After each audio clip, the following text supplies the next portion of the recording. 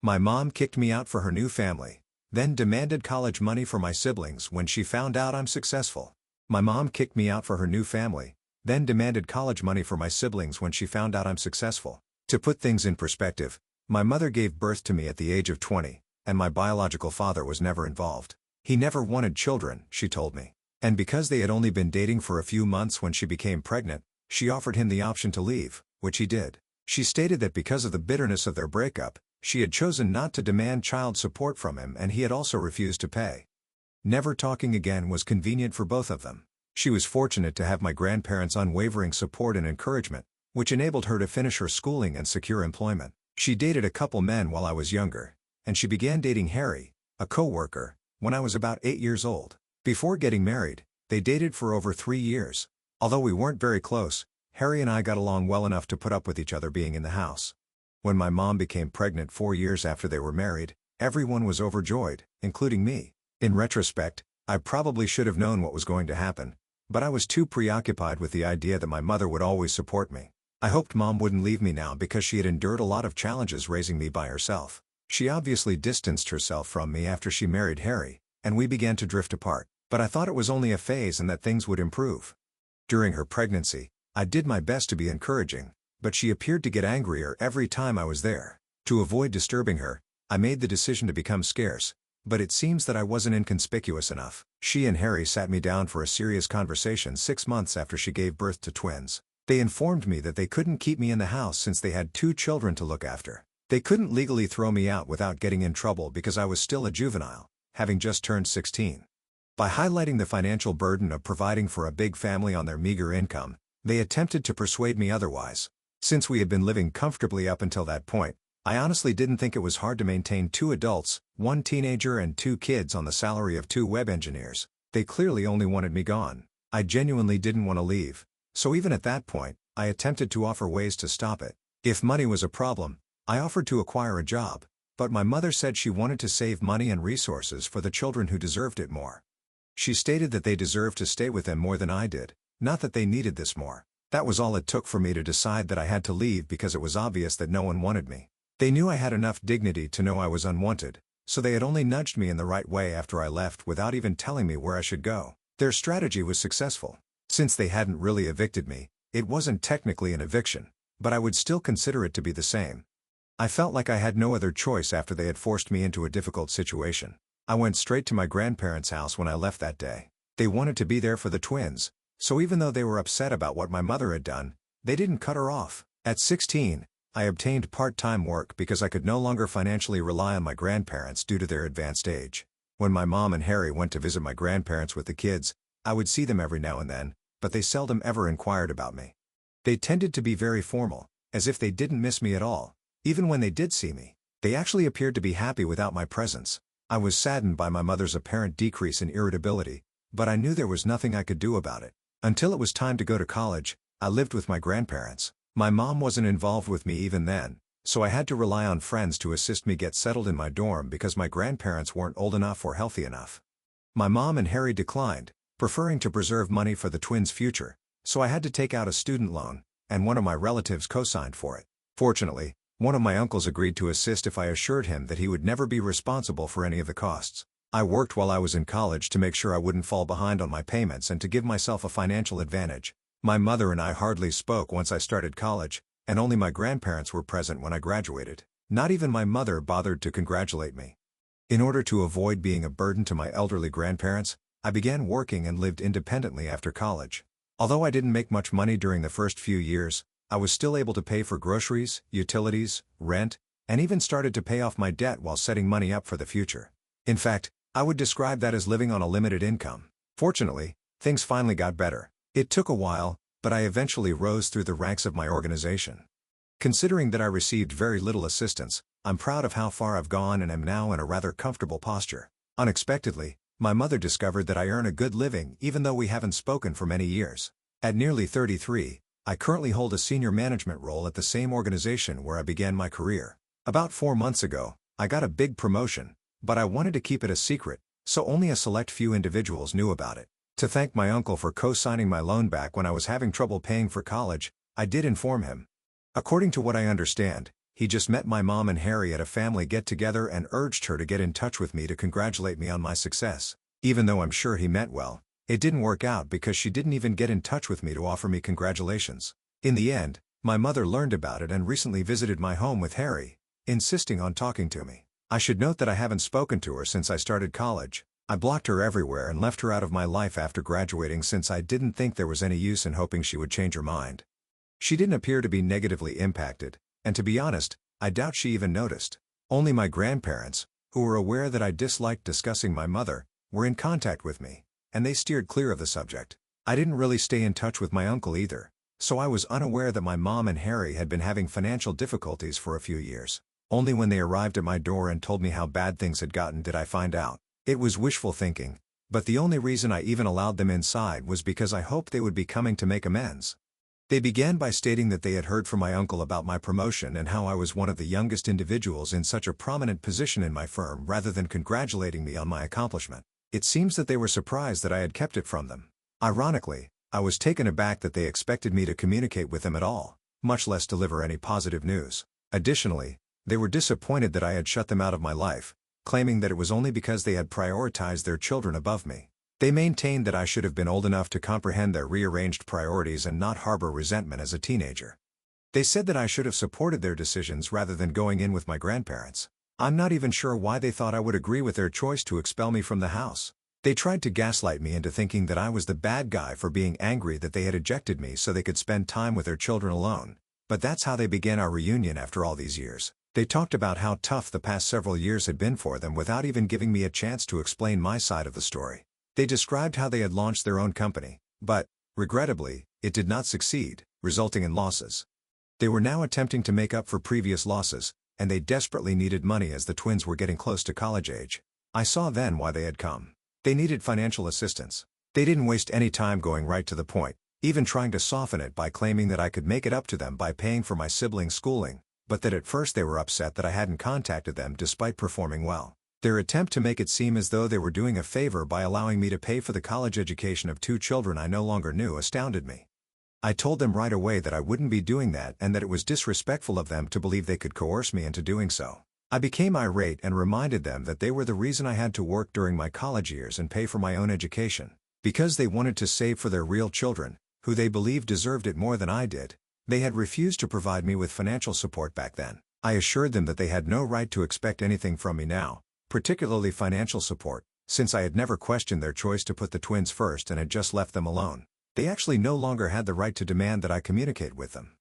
Instead of attempting to emotionally control me, I pointed out that they could now use the same money to pay for the twins' college bills because they had wished to conserve money and resources for the children who deserved it. I had nothing else to say, so I asked them to go. I was stupid to invite them inside my house in the first place, assuming they might have come to express regret for their treatment of me. They became irritated and attempted to place the blame elsewhere when I began to insist that they leave. They informed me that I wasn't innocent in this case. Their protection. They said I was overenthusiastic, over-involved, and frequently irritable while we all lived together. I was only a teenager trying to keep in touch with my family as they drifted away from me, so I couldn't believe that was a true issue they had with me. They then had the audacity to claim that I was no better than them since I had denied their request. They said I was forgetting all the years my mother had taken care of me and brought me up alone. They said that this was my opportunity to make it up to her and a sister, but I was being rude and unappreciative instead. Since I was a child at the time, I thought it was absurd that they would bring that up. Even if I had wanted to, I couldn't have decided not to rely on them. Furthermore, it wasn't like they were helping me. They pushed me out of the house and effectively forced me out as soon as they believed I was mature enough to manage things on my own.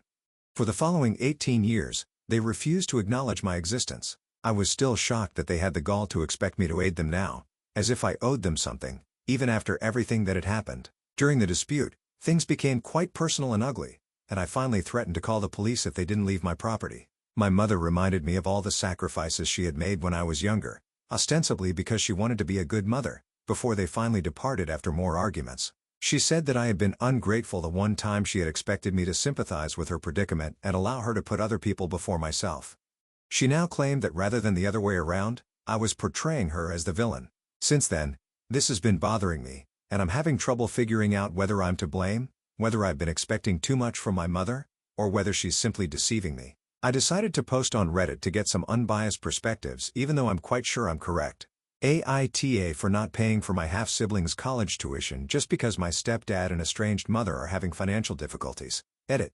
Even though my uncle had excellent intentions, I reminded him that what he did was wrong and unacceptable. His actions undoubtedly had a negative effect. I wouldn't be in this predicament if he hadn't shared my life with my mother and disclosed my contact details without my consent. He apologized excessively, stating that he was unaware of their financial difficulties and that he had no idea my mother would respond in this manner. He admitted that he had no business telling my mother about my life and that if we had wanted to get back together, we would have done so without his help. Since his heart was in the right place, I don't intend to cut him out of my life. I would have been much more angry if he had meant something different. He simply made an error. In addition, it was because of him that I was initially able to attend college. He was the only person who was prepared to assume the responsibility of co-signing my loan application. If you consider it, I might not be in this situation at all if it weren't for him. I made sure to let him know that what he did wasn't appropriate since I don't want to come across as unappreciative, but I'm also not a doormat. Whatever I did was fair enough, and I believe I found the ideal balance. We're doing great together, and I won't hold anything against him because I needed this resolution somehow. I also discussed my mom's recent struggles with my grandparents. They believe I'm correct and have promised to make an effort to persuade her to change her mind. I realized that they didn't want to lose touch with their other grandchildren, which is why they have remained in touch with my mom. They understand the struggles my mom's family is going through, but they don't think it's right or fair to put me through this. That's their position on the issue, and I believe it's reasonable enough. First update. My mother has taken it upon herself to remind me of all she did for me growing up ever since we last spoke, which was nearly 9 days ago. She probably sends me an email every other day to make me feel like I owe her something. It's not like she gave me a favor by raising me alone, and she was legally required to take care of me, so I don't really understand the point. She only reared me when it was convenient for her. She and her spouse decided to expel me as soon as I started to cause them trouble, citing the need to save money for the twins and their future. Now that we're in the future and the twins are adults, I believe they should rely on themselves rather than wasting time trying to manipulate and guilt-trip me. Although I had been ignoring her emails, I made the decision to reply a few days ago. I explained to her all I had written in my essay. She didn't take it well, as expected, and labeled me ungrateful once more. I just informed her that calling me names would not alter the truth and that I no longer wanted to have any contact with her because she had been a bad mother. I blocked her email account after that, but she made a new one to continue to annoy me. Since she never done the same for me, I blocked that one as well, and I'll keep doing so until she understands that I'm not here to mope about her. To be honest, I'm glad we're finally having this discussion because I think it will end quickly and I'll have the necessary closure. Only because I was still clinging to the hope that perhaps they had changed, that perhaps they were here to congratulate me and make amends, did I welcome them into my house and talk to them that day. However, speaking with them made me realize that they are just not the type of individuals who are able to experience regret, guilt, or shame. I've fully given up on ever making amends with them after it once again made me realize how self-centered and cunning they are. Second update. I believe that my mother's appearance at my place of employment earlier today was the most bizarre thing she has ever done. Fortunately, I wasn't working today, so she departed really fast and didn't succeed in her endeavor. I was feeling a little under the weather, so I decided to take the day off, and I'm so happy I did. She would have definitely thrown a fit or done anything to make me look foolish if I'd been present. When the receptionist called to inform me that my mom had arrived, wanting to see me and refusing to go despite being informed that I wasn't there, I learned the truth. When they put her on the phone with me, I firmly told her that I was at home even though I was already rather anxious about what she might do. She was informed that if she attempted anything at my place of employment, I would sue her until she would be too ashamed to send her children to college. I did my best to sound threatening, so I believe it truly frightened her. She agreed to depart right away, provided I met her in person, so it must have worked. I reminded her that she couldn't afford a lawsuit at the moment and informed her that she wasn't in a position to be making demands. I also mentioned that my employer would not think twice about suing her if the situation worsened, which would be a very different scenario because they wouldn't be as forgiving as I'd been. She'd be better off just going out in silence. I didn't get any more calls or notifications regarding the event, so I guess she left after giving the phone back to the receptionist.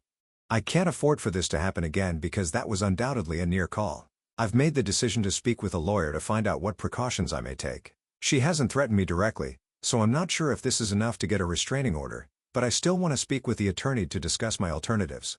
I just have to hope that this experience was unpleasant enough for her to think about leaving me alone till then. Update 3. Since I'm very certain we now have grounds for a restraining order, I suppose I don't need to consider filing one. When my mother arrived at my place of employment last week, I was able to persuade her to leave.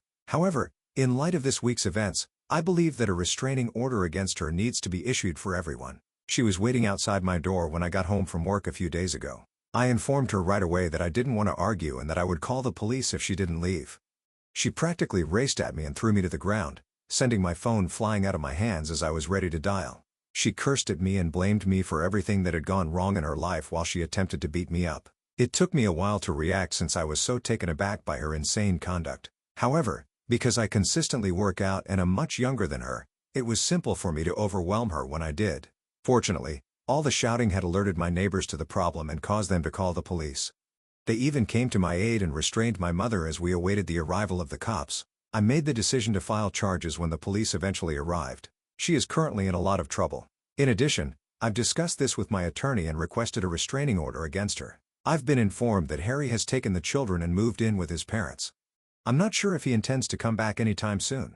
He apparently challenged her about her behavior after saving her and informed her that she couldn't continue acting in this manner. She also got into a fight with him, which seems to mean she's really lost it. I believe she finds it difficult to believe that I'm doing well in life. But in all honesty, she is to blame for her own issues. I will not be sorry for her. I'll have the restraining order in place soon. And since I'm making more money, I've already started thinking about moving into a larger home. Since now seems like the ideal moment, I'm going to start exploring my alternatives. Being linked to someone like that is embarrassing, so I sincerely hope my mother receives the support she needs and learns to behave normally. She has also been nasty to my grandparents who have told me they no longer want to be around her. The only person she can blame for everyone avoiding her is herself. Anyway, I'm not worried about it anymore. Thank you for watching. If you haven't subscribed yet, please do so and hit the notification bell to stay updated with more shocking real-life stories happening around you.